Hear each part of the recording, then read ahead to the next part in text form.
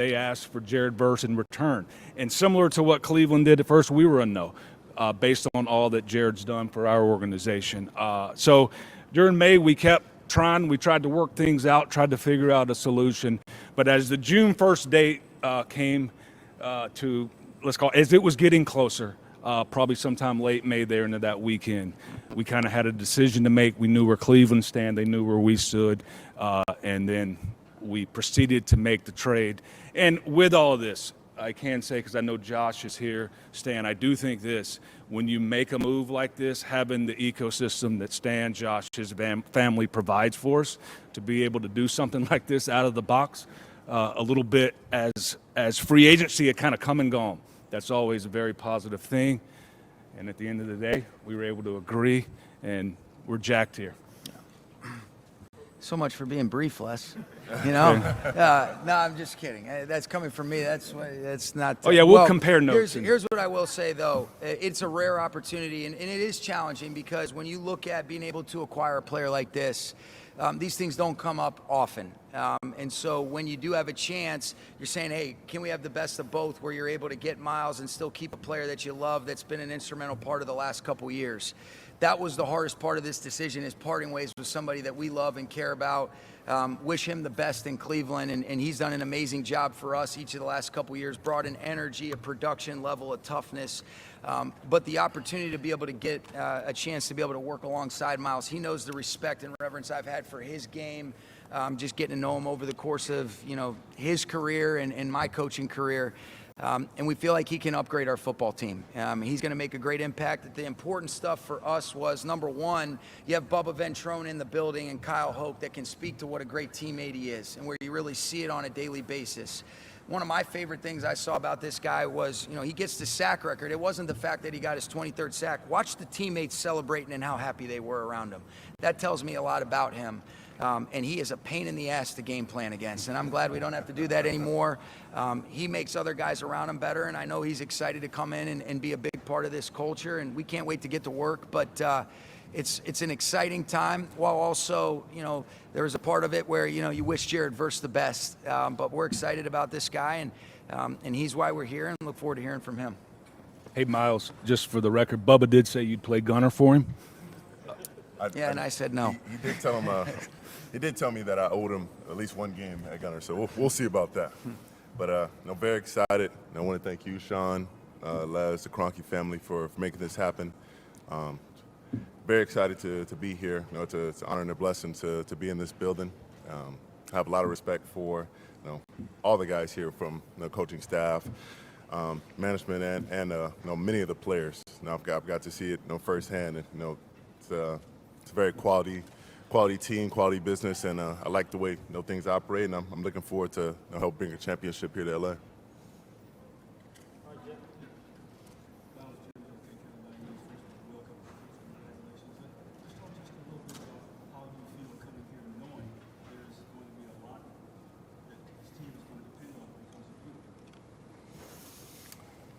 That they're going to depend on me, or?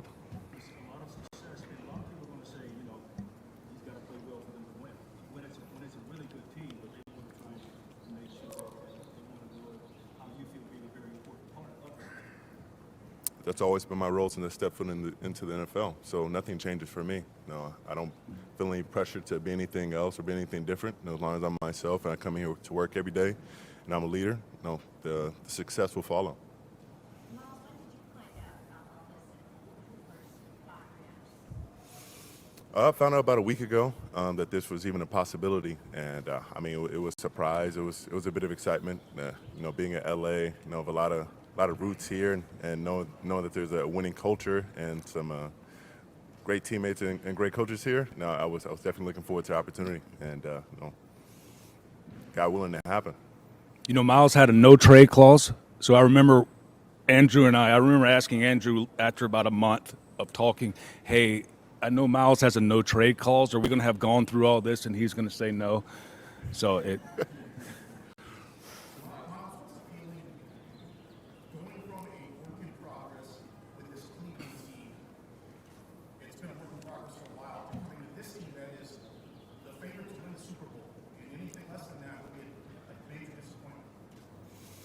I mean, every team's a work in progress. Damn, that's how you feel, huh?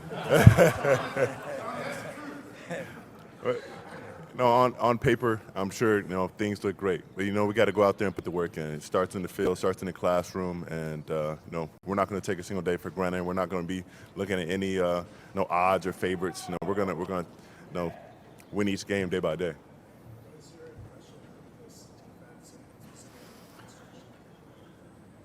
I mean, it's already very solid all around. We have very talented guys at each position, and that's not just in my room, but getting guys like McDuffie. No, that was a big acquisition as well. So I think it's very talented, from the top to the bottom.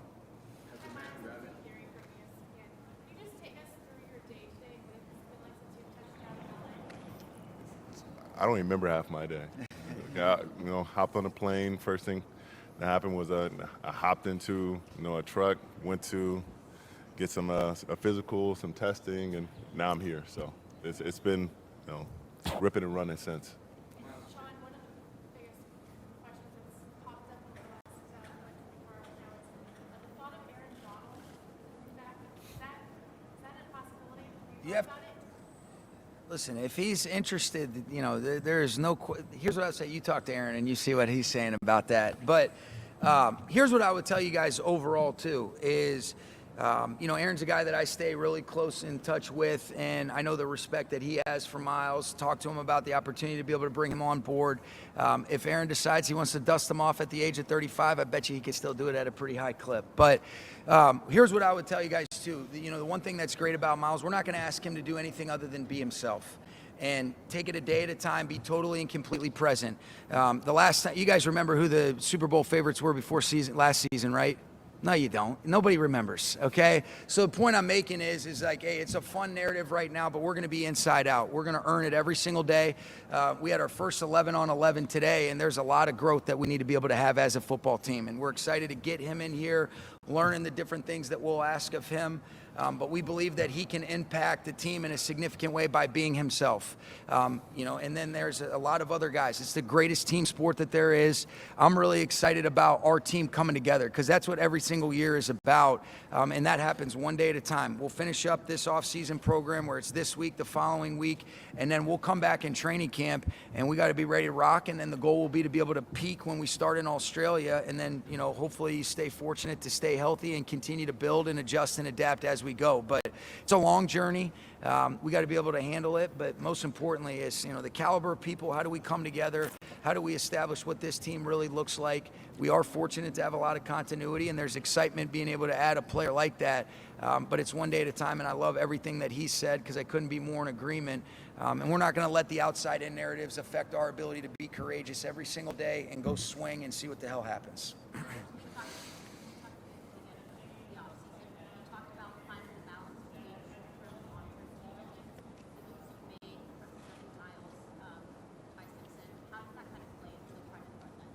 You're always threading that needle. But I think once we get to this time of year, this season is looming. It becomes the main thing, the more important thing, what you weigh the most.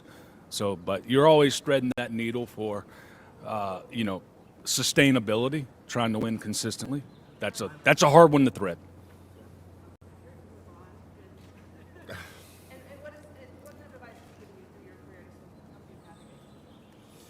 I mean, I'm not sure, honestly. I've gotten a whole bunch of calls and texts. I've already missed a call from Coach early on. It was just my phone blowing up. But no, he's been a positive force in my life. Just giving advice when he can as far as transition. Always trying to work through different situations early on in my career. And I'm sure we'll have some more conversations now being in the same city. So we'll see, but I haven't got to talk to him yet.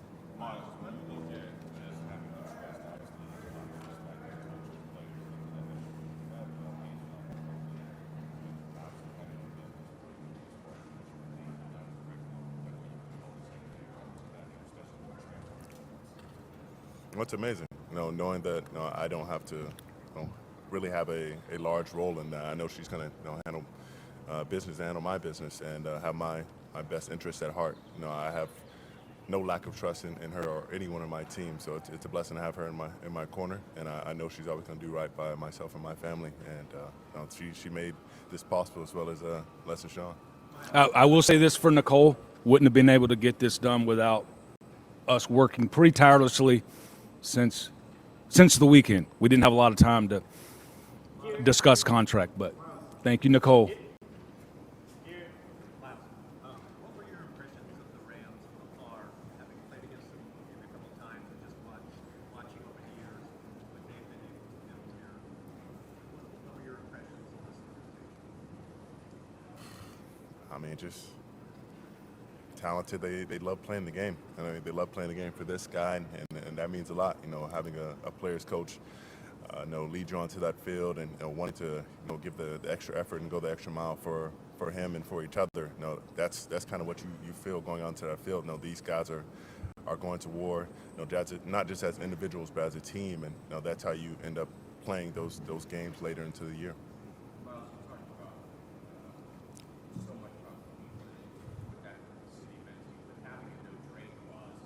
This past week, what was it in your heart and soul that says, I'm going to do this, I'm going to make this change for the franchise that love for you as city and love for you? Well, I mean, since the very beginning, it's always been about winning, and it just breaks down to the timing of everything. What does it realistically look like for to be a winner now, and to have a opportunity to do that immediately. That was an opportunity that was just too difficult to pass up, and I always have love in my heart for Cleveland City, community, all its players and everything else. But the opportunity to come here, have a immediate and profound impact on this team, it was something I just had to move forward with.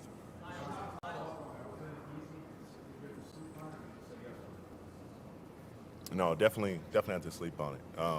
I don't take my time in Cleveland for granted. I did love being there. My family had become really a part of the community. You definitely had started to plant roots, had a home, and just becoming friends with all the people in your neighborhood, and getting to know people and getting out, and just feeling like this is your second home. This stuff like that. It tears at you to leave and to break away, but that's just a part of the things you learn and have to adjust to as you grow up and learn you have to move on.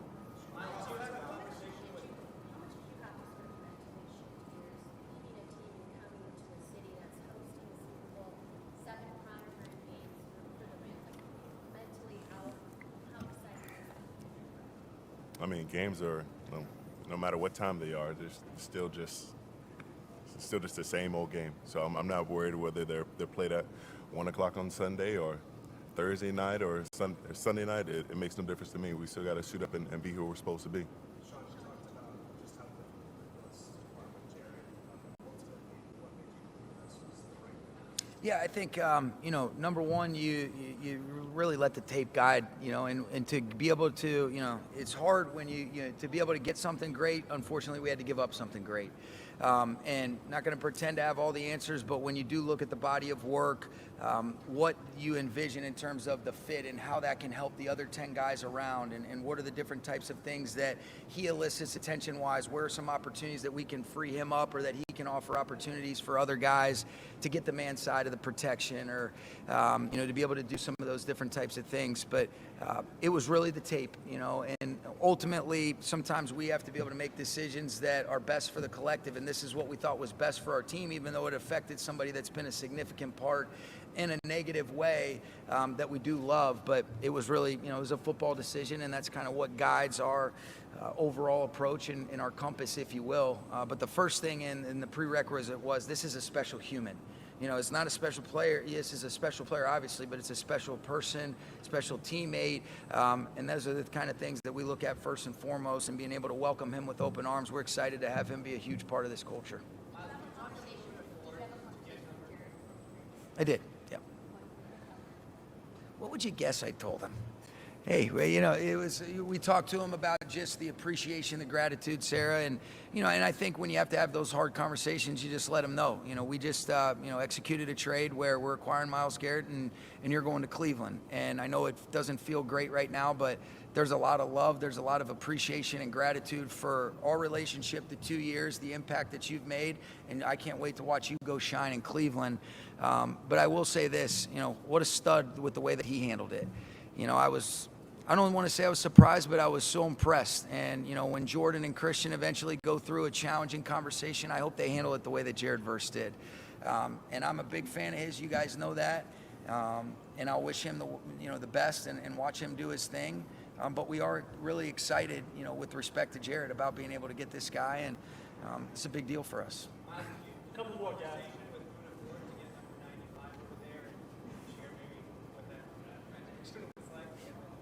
It was just a conversation, and it didn't take too much. Conversation and a couple bucks. Maybe more than a couple, but he was open to it, and I understood that there had been some other numbered trades before me, so I based my decision off of that. But he understood, and I'm glad to be sticking with 95.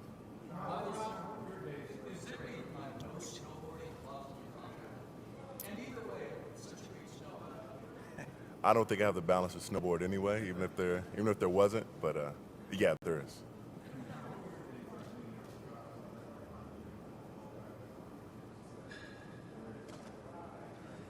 Yeah, well, I think the biggest thing when you're doing that is you're going through what are the exact parameters. You knew you had an opportunity to be able to execute it.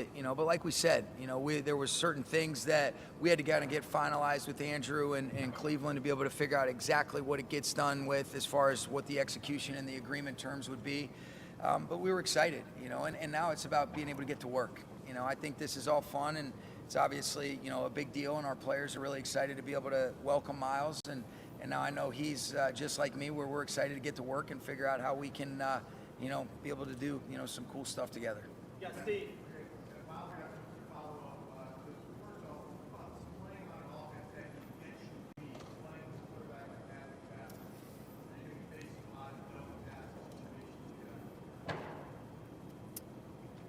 I mean, that did play into the decision as well. Knowing I have the ability, late game to pin my ears back, not just because we need a play to be made, but because we have the lead and it's obvious passing downs, being able to make those game-changing plays to win the game for us. Those are things that appeal to me. I'm sure appeal to all of us as D linemen. So that is something I really look forward to.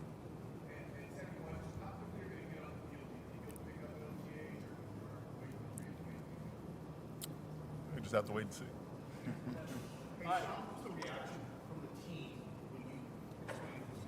Yeah, respectful to a teammate that they love, and excited to be able to add a really special player. I know, all of our guys, we're fans of this game too. So there's a respect, there's an appreciation for the body of work, how he's gone about it, what he's done. So there's a lot of excitement, and then there was a lot of honest feelings for Jared. So, but the guys were excited to be able to get him here and get to work. So guys are fired up. All right, we're going to do Lindsay, Ted, and Stu. We'll be done. Just for Les and Sean, with all the work you guys did put in to get this trade to the finish line, when people did finally say yes, what was your reaction? I mean, I think what the reaction was. Okay, finality. That was probably Sunday. We needed to get through Monday.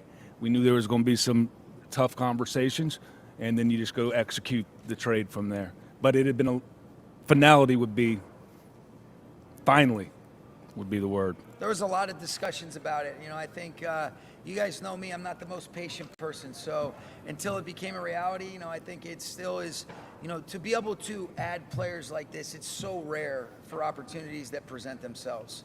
And we feel really fortunate that this feels very similar when we were fortunate enough to be able to acquire a player like Matthew Stafford. Things like this don't present themselves, and we wanted to be aggressive and ask him to be nothing more than Myles Garrett and just continue to improve and come in here. But it was a long wait until it was actually official, and there was things that we had to kind of be able to get figured out in terms of what we were going to give like we talked about. But we're excited that we are here now, and you guys know we're ready to get to work.